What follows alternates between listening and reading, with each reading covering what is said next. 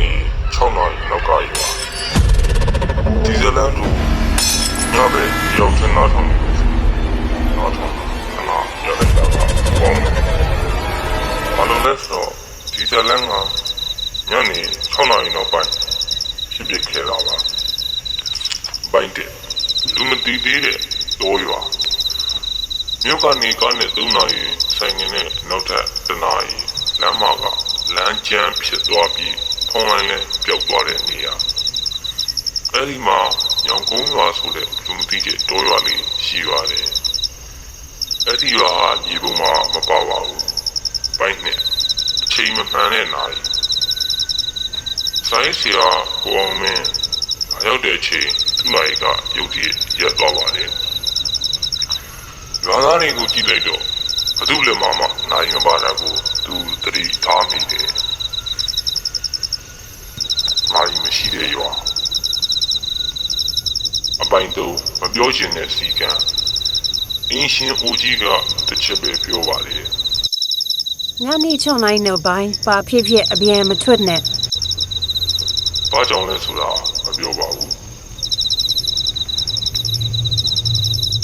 အပိုင်းလေးပထမညနေ6နာရီရော်ဒီယာလုံးတည်သွားသလိုတိတ်သွားပါလေမိတွေပိတ်သွားပါလေအတန်လေးပြုတ်သွားပါလေအဲ့ဒီညကိုအောင်မင်းပထမဆုံးကြားလိုက်ရတာကမိမငိုတန်းပိုင်းကမျက်နှာမမြင်ရလို့ပြင်းပေါက်ကနေကြည့်လိုက်တော့ဒေါ်လန်အလဲလန်းမှာမိမတယောက်ဆွင်ရှိရှိအဖြူရောင်အဝက်ခြေထောက်မြည်မထီဘူးအပိုင်း6အချင်းချင်းပေါ်လာခြင်းညမက2ည3ညအမြဲ6နာရီတီအဲ့ဒီမိမအမြဲတမ်းသူစီဝည10နာရီရှောက်လာပါတယ်စိတ်မထိန်နိုင်တော့ပဲစာရေးဆရာကိုအောင်မယ်နောက်ကလိုက်သွားမိပါတယ်လေဟာတဖြူဖြူတိုက်နေပါတယ်ဒီငိမ်ဟောင်းဒီမှာဒီငိမ်ဟောင်းမျိုးပဲချီတောင်းပြန်လာကောင်းမှာညနာပြောင်းကြီးဖြစ်နေပါတယ်ပါဇာလည်းရှိပါဘူး